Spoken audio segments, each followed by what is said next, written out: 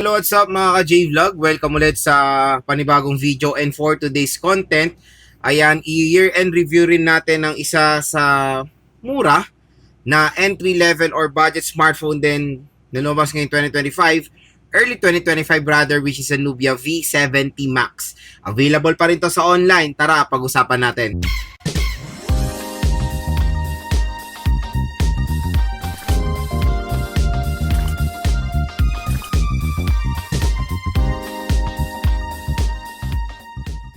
Ito ang magandang balita mga ka-J-Vlog, available pa rin still sa online ang very popular at sobrang mura na smartphone dito ngayon sa Philippines, which is the Nubia V70 Max. So itong smartphone na to is of course yung predecessor ng very popular ngayon na Nubia V80 design. I know meron ding I know kung siya talaga yung predecessor kasi syempre alam ko meron ding Nubia V70 design eh. Pero wala pa namang V80 Max kaya ito muna yung sasabihin natin predecessor ng V80 design kasi magkasunod sila kumbaga. Pero ang nakakatuwa kasi dito sa V70 Max, napakamura po.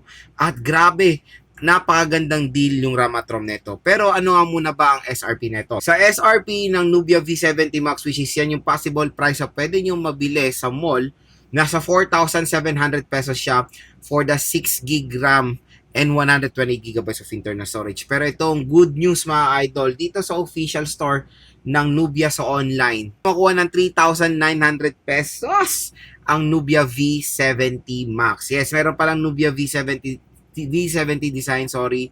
Pero the V70 Max, very affordable nyo lang siya makukuha mga idol.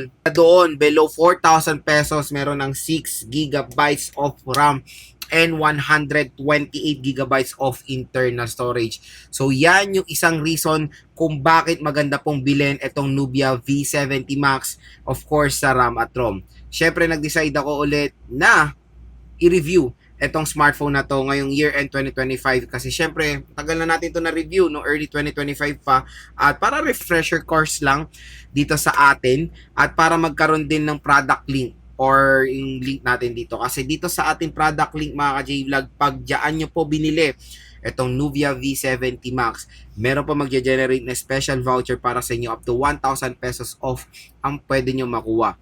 So additional discount yan. So, possible price, pwede nyo makuha ang Nubia V70 Max, 3,500 pesos. Depende po yan sa account nyo.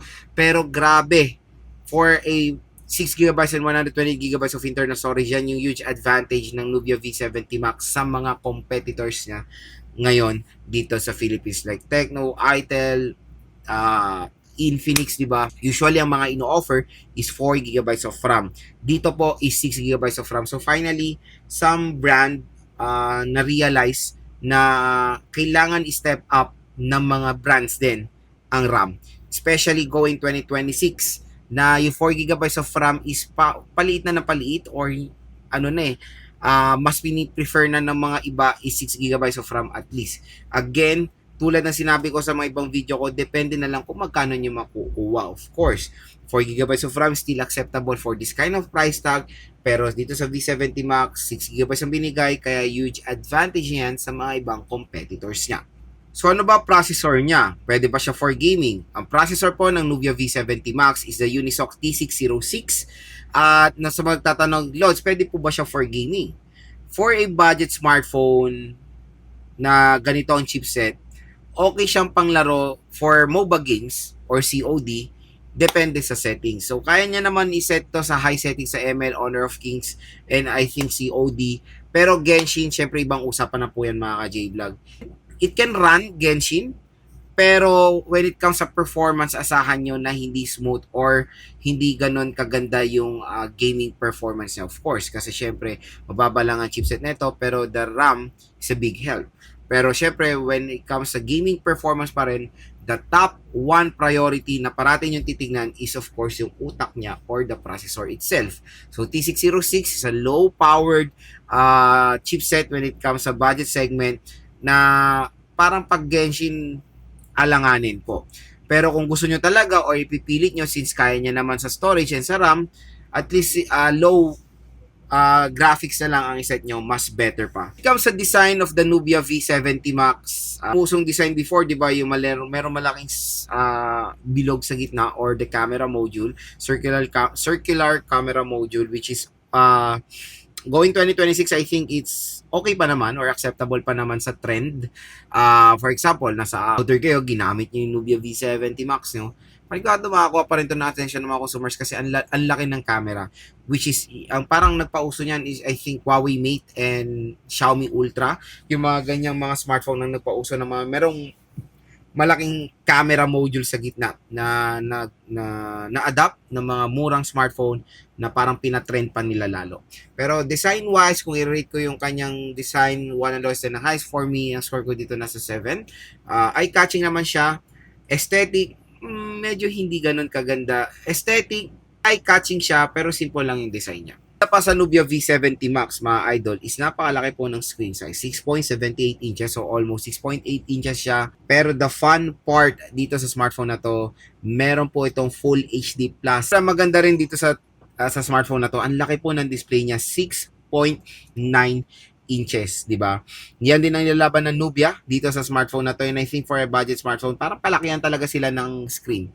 6.9 inches, HD plus 720p resolution is just fine for its price tag. Di na ako magreklamo, HD naman di ba? Pero maganda pa dito, 120Hz screen refresh rate din etong si Nubia V70 design. So kung maglalaro kayo dito, malaki yung space for gaming at mataas din yung refresh rate na ma-offer niya for its price. Camera wise, ang maganda pa dito mga ka-J-Vlog, dual camera siya.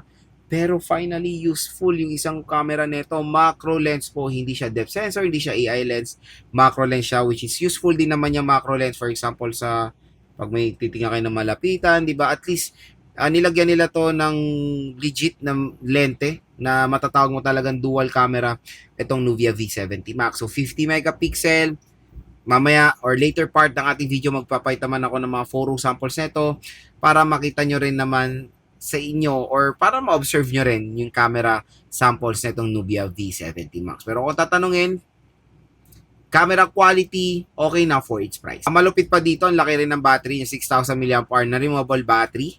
So, makunat din yung battery niya. And syempre, nung early 2025, wala pa yung trend before na palakihan ng battery. And I think isa sa nauna na smartphone nung 2025, si Nubia V70 Max na merong 6,000 mAh battery capacity. Tapos, parang nung mid-2025, nagsisibalabasan na yung mga sobrang laking battery, 6.5, 6.6, 6.4, 7K, di ba?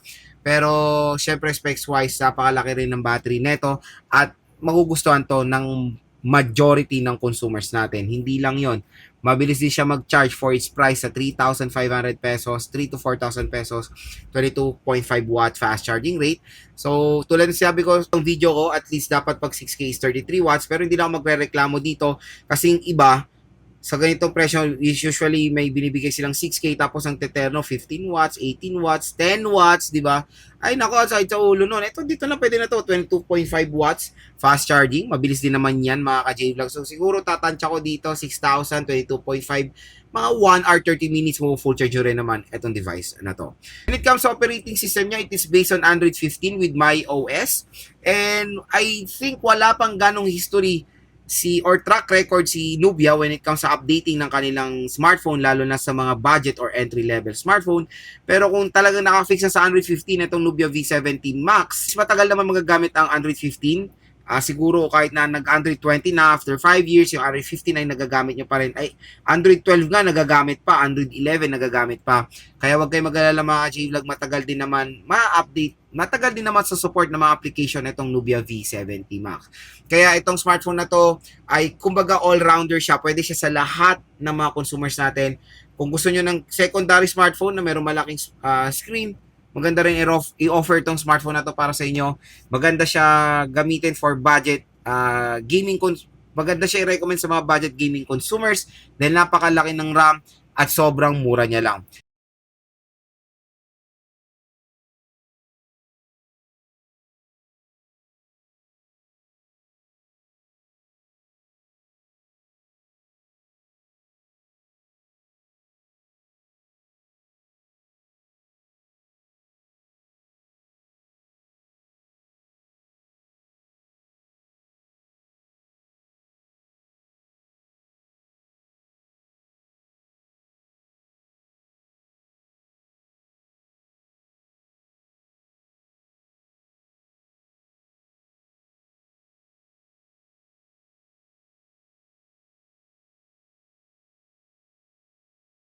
Kaya kung gusto nyo ito makakuha ng napakagandang deal, dito lang kayo bibili sa ating View Products. Mura at bagsak presyo lang dyan ng Nubia V70 Max.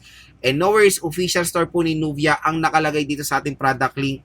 Dyan lang kayo bibili dahil pag dyan kayo bumili, meron pong special voucher na naghihintay sa inyo up to 1,000 pesos off.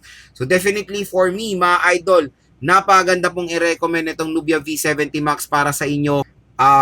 Kumbaga sa mga naguguluhan kung anong perfect bilhin sa 3 to 4,000 pesos sa budget, ito na ang magandang solusyon dito, Nubia V70 Max, dahil pa-priority nyo dito sa device na to is yung kanyang napakalaking RAM, 6GB of RAM, napakalaki ng battery, large screen size, and of course, merong mataas na refresh rate, 120Hz.